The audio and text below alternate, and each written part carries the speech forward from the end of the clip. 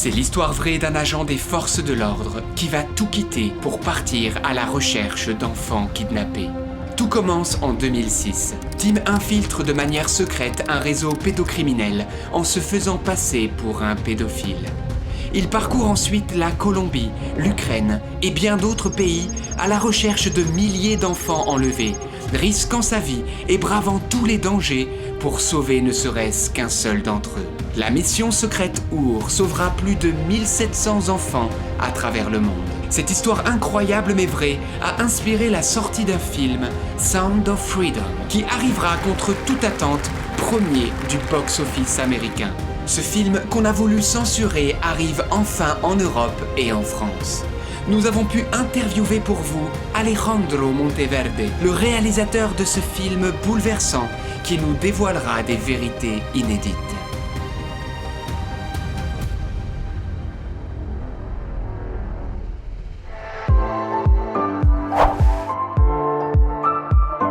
Un film bouleversant. Alors oui, on a essayé de le censurer, on a essayé de le critiquer, mais moi je peux vous le dire, je l'ai vu, il n'a rien de complotiste. En plus, il a été fait d'une manière très pudique. Donc c'est vraiment un film à voir et qui dénonce le cri de ces millions d'enfants qui souffrent à travers le monde. Oui, tout à fait. Et nous avons eu la chance d'interviewer pour vous le réalisateur de ce film. En plus, il est chrétien et il a répondu à toutes nos questions. L'interview va commencer maintenant, mais s'il vous plaît, soutenez-nous en vous abonnant à cette chaîne parce qu'il y a d'autres émissions qui arrivent. C'est parti! Je m'appelle Alejandro Monteverde. Je suis réalisateur, scénariste et producteur de films. Et puis, je suis aussi catholique. L'idée du film Sound of Freedom est pas vraiment de moi, en fait. Je me suis pas dit, comme ça, un jour au réveil, allez, je vais faire un film sur la traite des enfants. Non. C'est le film qui s'est imposé à moi. C'est ce thème, en fait, qui m'est littéralement tombé dessus. Oui, j'étais en train de regarder les infos. Et ils ont montré un reportage sur la traite des enfants. Et tout de suite, je me suis senti appelé à faire quelque chose là-dessus. Même si c'est vrai que le sujet est très grave. Qu'il allait aussi me falloir beaucoup d'argent pour faire un film là-dessus. Donc, je savais qu'il y aurait beaucoup de défis à relever. Mais l'appel à faire ce film a été plus fort que toutes les peurs et tous les obstacles. Et nous vous invitons maintenant à regarder la bande-annonce du film. C'est le réseau criminel international qui connaît la plus forte croissance au monde. Il a déjà dépassé les ventes d'armes illégales. Et il surpassera bientôt le trafic de drogue. Parce qu'un sachet de coke, on peut le vendre une fois. Mais un enfant, on le vend 5 à 10 fois par jour. Les enfants de Dieu ne sont pas à vendre. Tu fais ça depuis combien de temps? 12 ans maintenant. Combien de pédophiles t'as arrêté? 288. Combien d'enfants t'as retrouvé? Timoteo, tú rescatas niños, ¿verdad? ¿Puedes ayudarme a encontrar mi hermana? Te prometo. Notre département, c'est la sécurité intérieure. On ne va pas aller sauver des enfants du Honduras en Colombie. Alors elle va disparaître. C'est fini. Imagine, tu entres dans sa chambre, là, maintenant, et tu trouves le lit vide. Qu'est-ce qu'on ferait? Il faut que tu démissionnes et que tu ailles sauver ces enfants. En ce moment même, elle peut être dans l'immeuble voisin, comme elle peut être à Moscou, à Bangkok, à LA. Elle, c'est un gros poisson. C'est le territoire des rebelles. Personne ne peut y aller. Ni l'armée, ni la police. Et nous encore moins. Et s'il s'agissait de votre fille?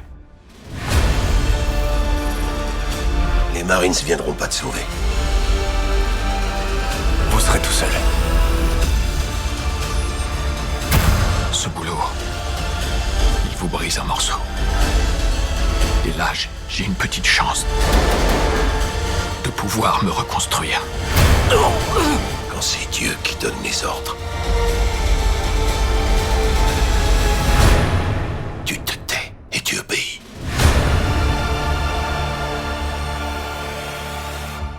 Alejandro, les chiffres du trafic d'enfants sont alarmants. 2 millions d'enfants sont pris au piège de ces réseaux. Que faire? Oui, les chiffres parlent d'eux-mêmes. Vous savez, tout ce que j'ai voulu faire, c'est faire un film pour mettre le sujet sur la table. Et pour qu'ensuite, ça puisse créer un dialogue qui amène à une prise de conscience réelle. Et qu'ensuite, les choses puissent changer. Oui, il faut le dire, c'est un sujet qui est tabou et dont les gens ne veulent pas parler. Je sais que des centaines de milliers d'enfants disparaissent chaque année, ou ça, aux États-Unis, un pays pourtant très sûr. Et c'est pas moi qui le dis, ce sont les chiffres officiels du gouvernement. Je vous invite donc, vous tous qui êtes européens, à aller voir combien d'enfants sont portés disparus chaque année en France, ou plus globalement en Europe, et vous verrez, les chiffres sont choquants. On a essayé de censurer votre film en le taxant de complotiste. Pourquoi les médias ont-ils dit cela ? Je ne sais pas pourquoi, je n'arrive pas à l'expliquer. C'est juste très ridicule. Alors, s'il faut trouver une explication, c'est peut-être parce que certains acteurs du film ont fait part de leurs convictions religieuses. Mais c'est pas pour autant que ça doit cataloguer le film. Vous savez, tout le monde a le droit d'avoir ses croyances et d'en parler librement. Regardez, je raconte toujours cette histoire. Si vous avez un iPhone, combien de personnes travaillent pour l'entreprise Apple ? Des milliers et des milliers. Mais regardez, si un seul de ses employés commence à partager ses croyances religieuses, qu'est-ce que ça change ? L'iPhone sera toujours un téléphone, un iPhone. Il ne va pas devenir un iPhone religieux. Non, ça reste un téléphone. Eh bien, c'est la même chose ici. C'est juste un film, mais il a été taxé de complotiste sans aucune raison valable, parce qu'au final, celui qui l'a écrit et réalisé, c'est moi. Et mon objectif était simple, honnête, sans aucune arrière-pensée. Le seul but, c'était de soulever le problème de la traite des enfants sur la scène médiatique, pour susciter une prise de conscience publique. Donc oui, les médias ont essayé de cataloguer le film, et ça a pris de l'ampleur, mais le bon côté des choses, c'est que le public a pris la défense de ce film. Et ça, c'est le plus important, parce que vous savez, c'est le public qui a le dernier mot dans l'histoire. Donc, c'est lui surtout que je cherche à toucher. Alors, c'est vrai que j'aurais bien aimé que les médias apprécient mon film, mais bon, c'est comme ça. Après, tant que le public l'aime, ça me va. Je préfère de loin le public aux médias. Votre film est arrivé premier au box-office américain. Comment expliquez-vous ce succès ? Eh bien, je pense que tout est parti de ces attaques que nous avons subies de la part de toutes ces grandes entreprises et médias. Et du fait de ce rejet général, eh bien, c'est le public qui a commencé à vouloir prendre la défense de ce film. Et comment on défend un film ? Eh bien, tu dis aux autres d'aller le voir. Et c'est ça qui s'est passé. Ce qui a très certainement contribué au succès de ce film. D'où le sentiment que j'ai, c'est que les choses, oui, elles ont été orchestrées d'en haut. Et comme dit le dicton, Dieu écrit droit avec des lignes courbes. Avez-vous senti que Dieu vous aidait à réaliser ce film ? Avez-vous eu des signes de sa part ? Oui, c'est vrai. À de nombreuses reprises, j'ai dû vraiment m'accrocher à ma foi pour pouvoir continuer, parce que ce n'était que difficulté sur difficulté. Donc, à un moment donné, et ça, c'était une des leçons que j'ai tirées de ce film, j'ai décidé de lâcher prise, de m'abandonner, parce que plus les problèmes se multipliaient, moins j'étais capable de les gérer. Donc, à un moment donné, je me suis dit, bon, j'arrête. À partir de maintenant, je m'abandonne au courant et je verrai bien où ça va me mener. Donc oui, ça a été toute une aventure, à la fois émotionnelle et spirituelle. Il y a eu des moments de larmes, de frustration, mais aussi des moments de joie. Il y a eu ce que j'appelle une orchestration divine pour ce film, parce qu'il s'est passé beaucoup de choses qui me dépassaient complètement, comme le fait que le film ait été censuré pendant de nombreuses années, et ça m'a beaucoup frustré. Mais finalement, je crois que le film est sorti au moment où il devait sortir. C'est ce qu'on appelle le timing parfait. Et vous savez, ça continue, hein. C'est pas fini, la bataille, elle continue. Nous sommes toujours sur le ring. Oui, le combat n'est pas terminé. Comment avez-vous réussi à financer ce film sans le soutien des grandes entreprises de distribution ? Oui, je dois dire que ça a été un vrai miracle, parce que les grandes sociétés de distribution pensaient que le film ne marcherait jamais. Et vous savez comment ça marche, hein? On est dans le monde du showbiz. En gros, si votre film risque de ne pas rapporter d'argent, eh bien personne n'accepte de le diffuser. Et si personne ne diffuse votre film, eh bien il n'y a pas de rentrée d'argent. C'est le cercle vicieux. Et donc, eh bien mon film n'intéressait pas les grands producteurs. Du moins au début, parce que tout le monde pensait que ça marcherait pas. Donc c'était pas simple. Mais vous savez, c'est une vraie bataille entre la lumière et les ténèbres. Oui, les ténèbres sont très présentes, c'est clair. Mais la lumière, elle l'est aussi, et ça, on l'oublie souvent. Oui, il y a beaucoup de personnes qui portaient aussi dans leur cœur le désir de faire éclater la vérité au grand jour au sujet de tous ces trafics d'enfants. Et d'ailleurs, c'était pas toujours des personnes croyantes, c'était juste des gens bien qui se sont sentis appelés à donner des fonds pour soutenir le film. Et c'est comme ça qu'on a eu toutes sortes de donateurs privés qui nous ont aidés à rentrer dans nos frais. Les personnes qui ont financé le film venaient de tous les horizons. Au niveau politique, il y en avait de gauche, de droite, du centre. Et au niveau religieux, il y avait des athées, des agnostiques, des croyants. Oui, tout le monde s'est dit, on est ensemble sur le même bateau. Alors ils ont financé ce film tous ensemble.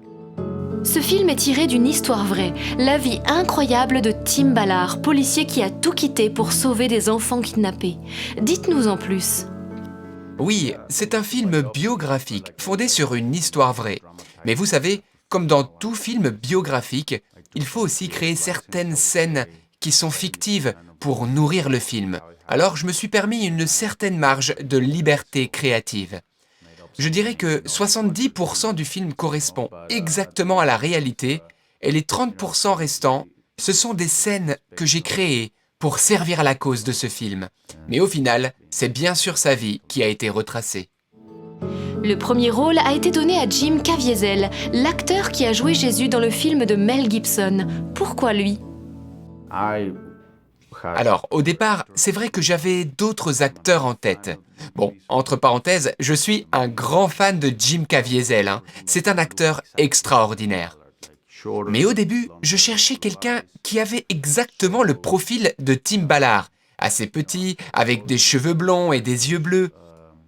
J'ai donc fait un casting, mais je n'arrivais pas à trouver l'acteur que je voulais. Alors, Tim Ballard m'a dit « Et pourquoi pas Jim Caviezel ?» Je lui ai répondu « Mais non, il est très grand et il a les cheveux noirs. » Et le pire, c'est que quand je l'ai rencontré, il avait une barbe longue comme ça. Sauf que quand j'ai commencé à parler du projet à Jim, je me suis rendu compte qu'il était très touché par le sujet. C'était quelque chose qui l'affectait profondément et il en était même très ému. Oui, je crois me souvenir que la première fois qu'on a parlé du projet ensemble, il a même pleuré.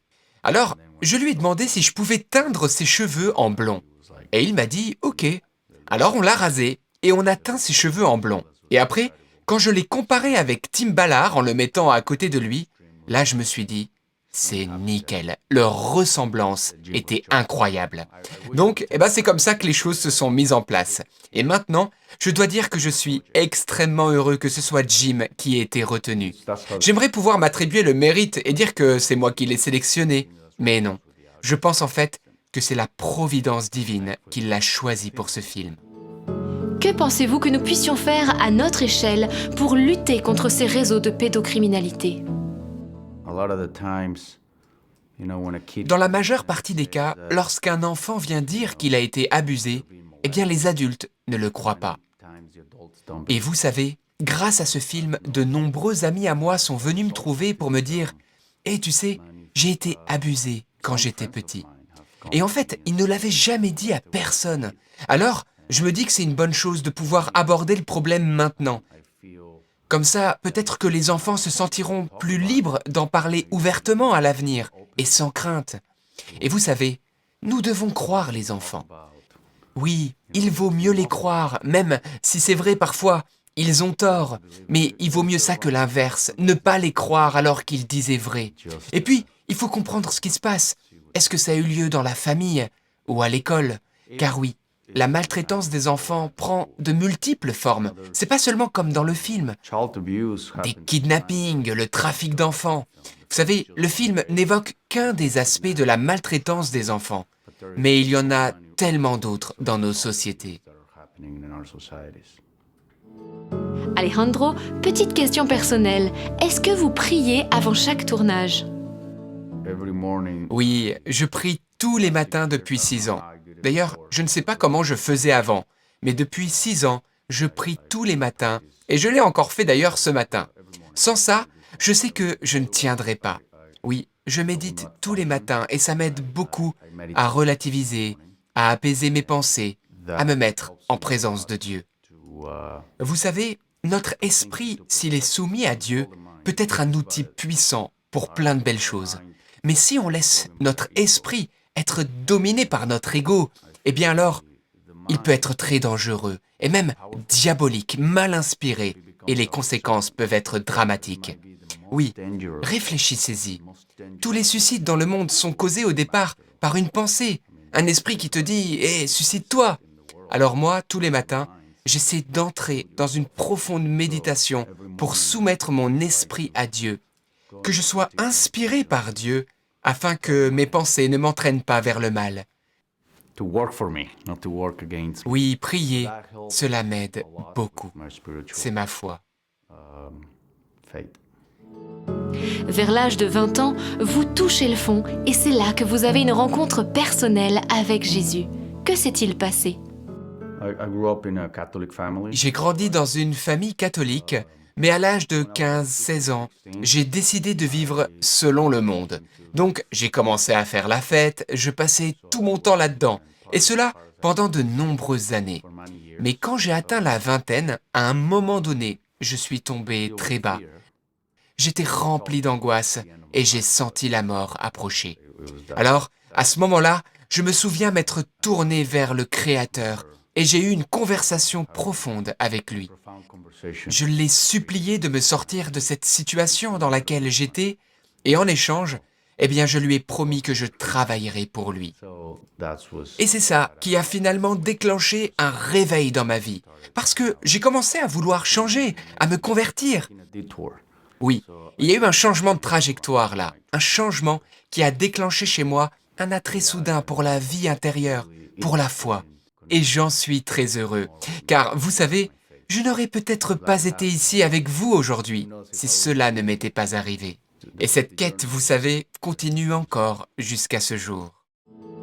En 2015, vous vivez une terrible tragédie. Votre père et votre frère sont assassinés au Mexique.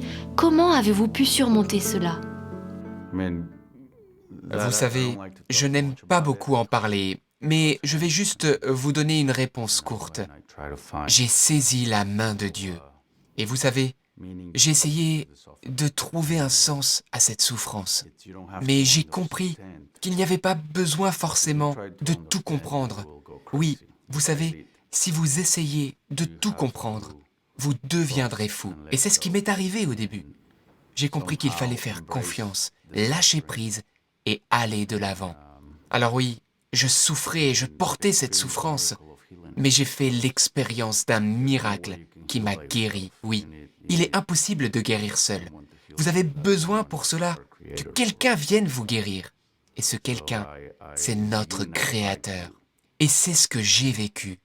Alors, au début, j'ai essayé de m'anesthésier de cette douleur et de faire comme si elle n'était pas là.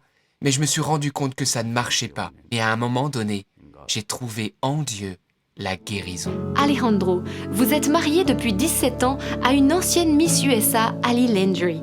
A-t-elle aussi la foi comme vous ou pas du tout? Oui, elle a aussi été élevée dans la religion catholique et nous avons ensemble 3 enfants que nous éduquons dans la foi catholique. D'ailleurs, nous sommes très investis au niveau de notre foi. Nous avons conscience que nous vivons dans un monde où il y a toutes sortes de croyances. Alors, eh bien, nous veillons à inculquer à nos enfants la fierté d'être chrétien. Oui, vous savez, la foi catholique, c'est l'un des plus beaux héritages que j'ai reçus de mes parents. Alors, à mon tour, je veux offrir à mes enfants ce beau trésor. Oui, aujourd'hui, plus que jamais, alors qu'il y a tant autant de divisions et de gens qui s'entre-dévorent, qui se disputent, eh bien je pense que la meilleure façon d'agir ici, c'est d'agir avec la foi. Lorsque nous agissons dans la foi, une foi profonde, alors il se passe quelque chose. C'est comme avec Mère Cabrini, elle disait ceci, « Une vie qui n'est pas vécue pour les autres, c'est une vie gâchée. » Et elle nous a montré l'exemple en se mettant au service des autres, en aidant les pauvres, les nécessiteux, ceux qui n'ont pas de dignité. Et vous savez, elle ne se souciait pas de la foi qu'ils avaient. Elle voyait juste quelqu'un qui était dans le besoin et automatiquement, elle se donnait et venait en aide aux plus pauvres. La Vierge Marie a un rôle important dans votre vie et vous êtes même sur un projet de film qui parle d'elle, c'est bien ça ? Eh bien, pour dire vrai, je travaille en ce moment sur un film à son sujet. Et ça fait 12 ans que j'ai écrit ce film sur sa vie. Et je commence à peine la production en ce moment. Comme je vous le disais, j'aime faire des recherches sur les grandes figures de ce monde. Et Marie, c'est quelqu'un, elle est réelle, c'est un véritable personnage historique qui a impacté notre histoire. D'ailleurs, aujourd'hui, si on parle dans notre calendrier de 2023 après Jésus-Christ, eh bien, en quelque sorte, c'est à cause de Marie. Marie a joué un rôle important dans notre monde. Elle a impacté notre temps. Et c'est pour cela que j'ai voulu réaliser un film sur la Vierge Marie et faire toutes ces recherches sur elle, et au niveau historique également. On sait que Marie a eu tellement de difficultés, de défis à relever, comme par exemple lorsqu'ils étaient recherchés par cet homme très puissant, Hérode, qui cherchait à les tuer. Oui, vous savez, ça fait 12 ans que je suis sur ce film parce que nous voulions faire quelque chose qui soit très très beau, qui soit parfait. Sur cette chaîne YouTube, nous prions le chapelet chaque soir en direct à 19h30 avec des milliers de personnes. Et nous allons prier pour la réalisation de ce nouveau film. J'aimerais vous dire que j'ai besoin de vos prières parce que ce ne sera pas un film facile. Oui, je crois que ce sera le film le plus difficile que j'aurai à tourner de ma vie. Alors, ça peut paraître un peu ambitieux, mais sachez que ce ne sera pas un petit film, ce sera un grand film, un film épique. Oui, je le dis avec humilité, mais j'aimerais pour la Vierge Marie faire un véritable chef-d'œuvre. Et pour faire un chef-d'œuvre, eh bien, il faut que tous les ingrédients soient réunis. Alors, eh bien, il ne me reste plus qu'à vous demander vos prières. Est-ce que ça vous arrive à vous aussi de prier le chapelet ? Oui, j'essaie d'ailleurs de le faire davantage, plus souvent. Et j'ai commencé à prier le chapelet depuis que je suis allé à Medjugorje il y a 1 mois. Et d'ailleurs, nous programmons également d'aller à Lourdes, à Fatima, vous savez, tous ces pèlerinages où la Vierge Marie est apparue. On a programmé ça. Pour finir, quel message voudriez-vous faire passer à ceux qui vous regardent maintenant ? Aimez plus et jugez moins. Oui, nous vivons dans un monde où nous ne faisons que nous juger les uns les autres, alors que nous avons bien plus de choses en commun que de différences. Parce que, oui, j'en suis sûr, ce qui nous divise, ça doit être, je sais pas moi, moins de 10%. Nous sommes tous d'accord pour nous concentrer sur les points qui nous unissent. Et puis d'ailleurs, acceptons parfois d'être en désaccord, ça fait partie de la vie. Et choisissons, en tant qu'êtres humains, de grandir ensemble. Un mot de la fin ? N'oubliez pas de dire à tout le monde de venir voir le film. Nous avons besoin de votre aide. Merci beaucoup pour le temps que vous nous avez consacré et d'avoir eu le courage de mettre à l'écran cette terrible réalité. Oui, votre film nous encourage à lutter et par la prière et par l'action contre ce terrible fléau. Oui, tout à fait. Et c'est donc totalement insensé que les médias se soient acharnés sur ce film. On a essayé de le discréditer sur la scène internationale en le traitant de complotiste. Alors, je vous invite à aller voir ce film, vous allez voir qu'il n'a absolument rien de complotiste, mais vous le savez bien, la vérité tôt ou tard triomphe toujours, et c'est ce qui s'est passé avec ce film. Vous savez, Alejandro a fait ce film pour mettre à la lumière ce scandale, pour qu'on puisse lutter contre. Alors il faut soutenir de tels mouvements. Et oui, parce qu'à la suite de ce film, de nombreuses personnes se sont mobilisées à travers le monde pour lutter contre ces réseaux parce que les chiffres sont alarmants. Et oui, on parle de près de 2 millions d'enfants qui sont pris au piège de ces réseaux à travers le monde. Et rien qu'en France, écoutez bien, un enfant est agressé toutes les 3 minutes. Oui, et malheureusement, ce trafic des êtres humains va bientôt devenir le premier réseau criminel au monde avant le trafic de drogue, avant le trafic d'armes. Oui, écoutez bien, en 5 ans, ce réseau a grossi de 5000%. Et c'est pourquoi nous vous invitons maintenant à prendre un temps de prière pour confier vos enfants, nos enfants et tous ces enfants qui sont pris dans ces réseaux. Et oui, nous allons demander à Jésus sa protection et nous savons que cette prière aura un impact. Oui, Seigneur Jésus, nous nous tournons vers toi maintenant, toi qui as déclaré malheur à ceux qui sont cause de scandales et particulièrement vis-à-vis des petits-enfants.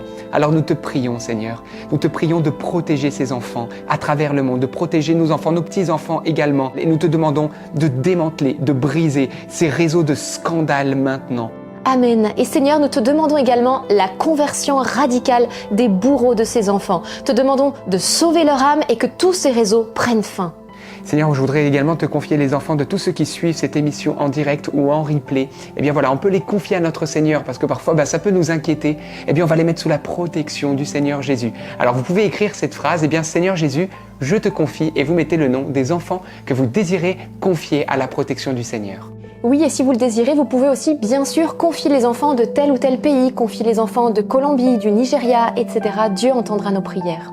Et nous allons maintenant nous confier à la maman de tous, la Vierge Marie, et lui consacrer chacun de ses petits. Prions ensemble.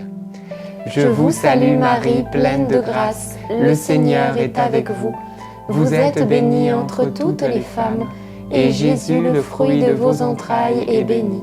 Sainte Marie, Mère de Dieu, priez pour nous pauvres pécheurs, maintenant et à l'heure de notre mort. Amen.